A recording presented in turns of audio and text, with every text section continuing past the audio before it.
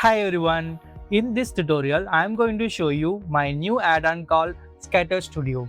Scatter Studio is a layer-based scattering tool for Blender 5 and above. Once you have installed the add-on, you will find it in the sidebar.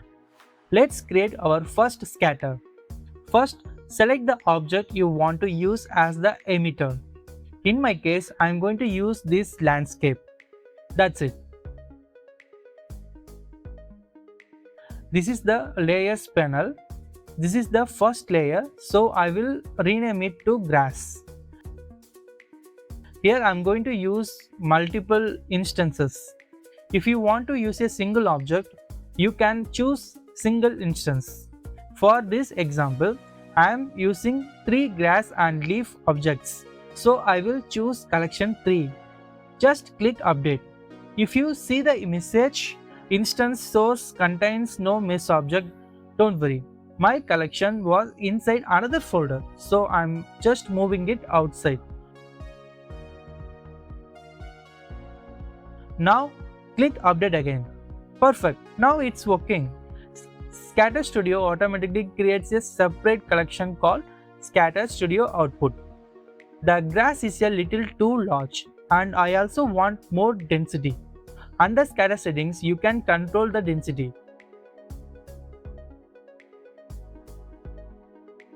Next, let's adjust the scale. You can choose uniform scale, random scale or non-uniform scale. I am going to set the scale 0.3. Now I will increase the density. That looks much better. If you want random rotation, you can enable it here. You can also control the alignment strength.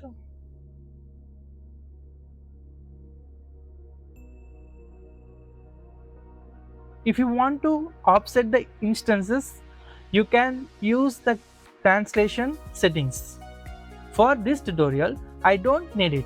I am just showing you the available options. Next, let's add some wind animation. Go to Dynamics and enable wind. If I play the animation, you can see the grass moving slightly. The default strength is 0.25. I am going to increase it to 1. Now you can clearly see the movement. You can also control the wind direction, tilt and the speed. Another useful feature is the pivot position. You can choose top, middle or bottom. Let me explain. Normally, the pivot point is at the bottom of the object. If you wanted to change it manually, you would have to move the object origin. But with Scatter Studio, you can switch the pivot instantly. For example, this is the middle, this is the top and this is the bottom. The wind animation uses this pivot point, so it's a very useful feature. Next, let's enable character interaction. I will use this simple human model as an example. The character is a little too large, so I will scale it down. Now select the character. When I move it, you can see the grass reacting to the character. If the interaction area is too large, simply reduce the radius. I will increase it just a little.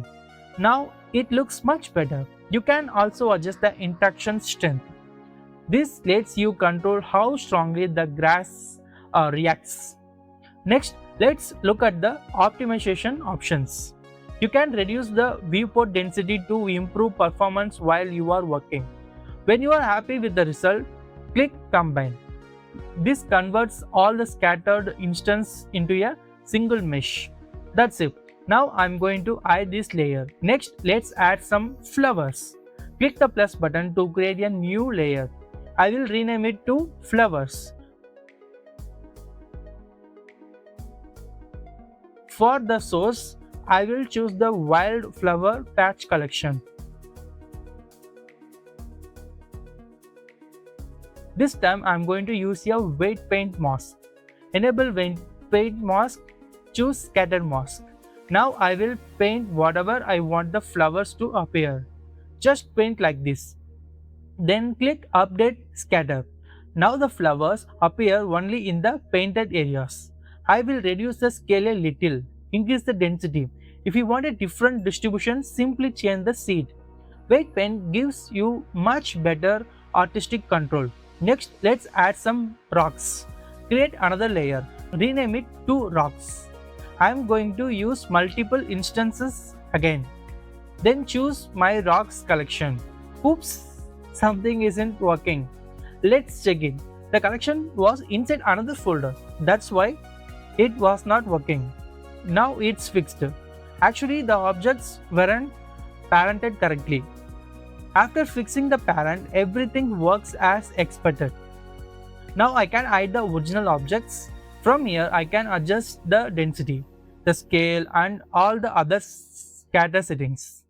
I hope this tutorial was helpful. Scatter Studio was developed by me for Blender 5 and above. If you find any bugs or need any support, just leave a comment. I will do my best to help you. The add-on is available on Gumroad and Blender Market. You can find the links in the description. Thank you for your support. Thanks for watching, and I will see you in the next tutorial.